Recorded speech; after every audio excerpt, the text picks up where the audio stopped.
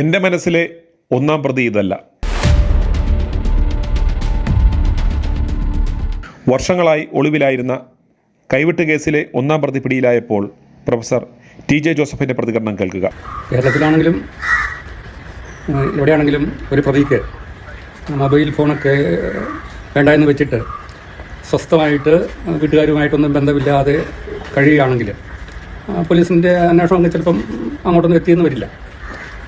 അപ്പോൾ ഞാനാണെങ്കിൽ തന്നെ ഈ ചോദ്യപേപ്പർ വിവാദവുമായിട്ട് ബന്ധപ്പെട്ട് എനിക്കെതിരെ കേസുണ്ടായപ്പോൾ 6-7 ദിവസം പാലക്കാട് ഒരു ലോഡ്ജിൽ ഒളിവിൽ താമസിച്ചു.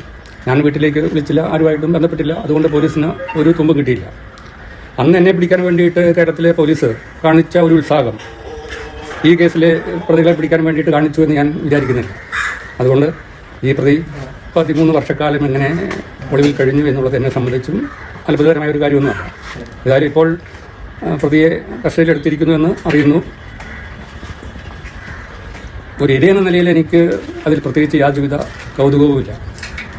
പക്ഷേ ഒരു പൗരനെന്ന നിലയിൽ, നമ്മുടെ നിയമവ്യവസ്ഥയെ ബഹുമാനിക്കുന്ന ഒരാളെന്ന നിലയിൽ 13 വർഷക്കാലം പിടികിട്ടാതിരുന്ന ഒരാൾ ഇപ്പോൾ കസ്റ്റഡിയിലാവുക എന്നുള്ളത് അഭിമാനാർഹമായ സംഗതിയാണ്. അപ്പോൾ ഏതൊരു പൗരനെ പോലെയുള്ള ഒരു വാർത്താ കൗതുകം മാത്രമേ ഇക്കാര്യത്തിൽ എനിക്കുള്ളൂ. അതുമാത്രമല്ല, മുഖ്യപ്രതി, ഒന്നാം പ്രതി എന്നൊക്കെ ഈ പ്രതിയെ വിശേഷിപ്പിക്കുമ്പോൾ എൻ്റെ മനസ്സിലുള്ള മുഖ്യപ്രതികളും ഒന്നാം പ്രതികളൊന്നും ഇദ്ദേഹമല്ല. ഇദ്ദേഹത്തെ പോലെ എന്നെ ആക്രമിക്കാൻ വന്നവരോ അല്ല. എന്നെ ആക്രമിക്കാൻ വേണ്ടിയിട്ട് തീരുമാനമെടുത്തവരും അതിന് വേണ്ടിയിട്ട് ഇവരെ അയച്ചവരുമാണ് ഈ കേസിലെ മുഖ്യ പ്രതികളെന്നാണ് ഞാൻ ധരിച്ചിരിക്കുന്നത്. അപ്പോൾ അവരെ ഒന്നും ഈ കേസിൽ ഉൾപ്പെടുത്തുകയോ കേസിൻ്റെ വഴികളിൽ അവരെ നമുക്ക് കണ്ടുമുട്ടാനോ സാധിക്കുന്നില്ല. അവരൊക്കെ ഇപ്പോഴും കാണാമറിയാത്ത തന്നെയാണ്. അപ്പോൾ യഥാർത്ഥ ക്രിമിനലുകൾ എന്നെ ആക്രമിക്കാൻ വേണ്ടിയിട്ട് തീരുമാനമെടുത്ത ആ ബുദ്ധികൾ തന്നെയാണ്. അതിനെ കണ്ടെത്തുകയും നിരോധിക്കുകയും ചെയ്യാത്തത്തോളം കാലം ഇതുപോലുള്ള ക്രിമിനൽ കേസുകളും തീവ്രവാദ കേസുകളുമൊക്കെ തുടർന്നുകൊണ്ടേ ഇരിക്കും എന്ന് തന്നെയാണ് എൻ്റെ പക്ഷം. ഏതായാലും എന്നെ ഉപദ്രവിച്ച ആളെന്ന നിലയിൽ, ഏറ്റവും കൂടുതൽ ഉപദ്രവിച്ച ആളെന്ന നിലയിൽ പോലീസ് കേസുകളിൽ, കോടതി വ്യവഹാരത്തിലൊക്കെ ഒന്നാം പ്രതിയായിട്ട് വന്ന ഈ സവാദ് ഇപ്പോൾ കസ്റ്റഡിയിലായിരിക്കുന്നത് ഇവിടുത്തെ നിയമപാലകർക്കൊക്കെ സമാധാനിക്കാവുന്നൊരു സംഗതിയാണ്. അപ്പോൾ നിയമത്തെയൊക്കെ അംഗീകരിക്കുകയും ബഹുമാനിക്കുകയും ചെയ്യുന്ന ആളെന്ന നിലയിൽ, പൗരെന്ന നിലയിൽ എനിക്കും അതിൽ ഉള്ള കൗതുകമല്ലാതെ ഇരയെന്ന നിലയിൽ പ്രത്യേകിച്ചൊരു വ്യത്യാസവും ഇല്ല എന്നുള്ളതാണ് സത്യം. അന്നത്തെ സംഭവവുമായി ബന്ധപ്പെട്ട് ആക്രമിച്ച ഇയാൾ തന്നെയാണ്, അല്ലെ? അങ്ങനെ ഒരു ബോധ്യം ഇപ്പോഴും ഉണ്ടോ? സവാദിനെ കണ്ടാൽ തിരിച്ചറിയാൻ സാധിക്കും എന്ന് തന്നെയാണ് എൻ്റെ വിചാരം.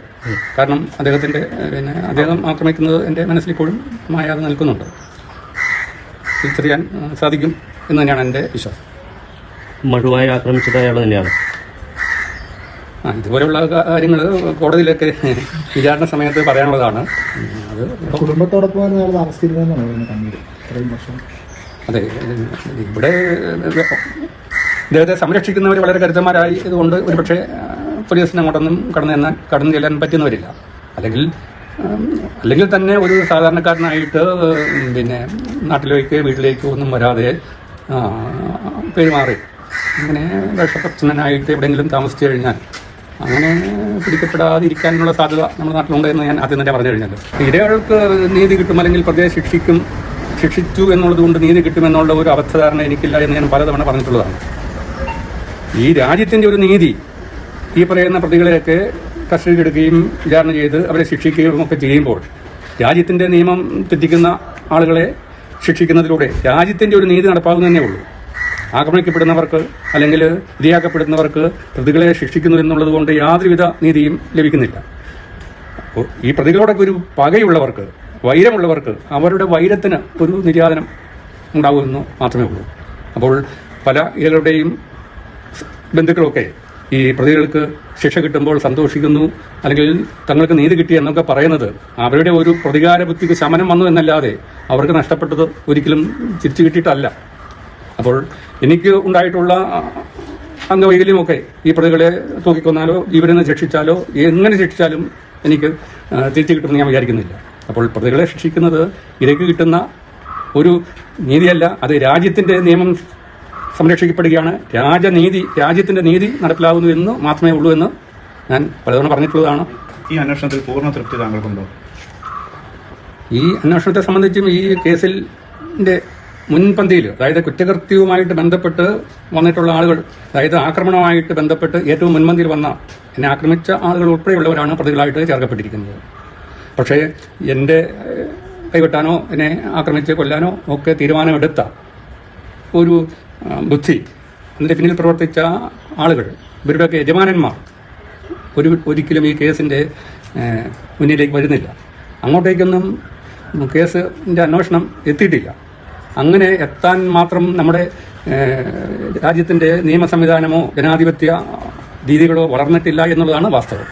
ഇപ്പോഴും മതങ്ങൾക്കും അതുപോലെ തന്നെ മതശക്തികൾക്കുമൊക്കെ സ്വാധീനമുള്ള ഒരു നിയമ സംവിധാനങ്ങളൊക്കെയാണ് നമ്മുടെ രാജ്യത്ത് നിലകൊള്ളുന്നത്.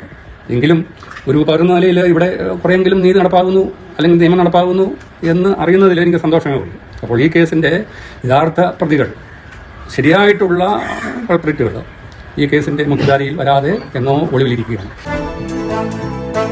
i2i News, an eye for truth.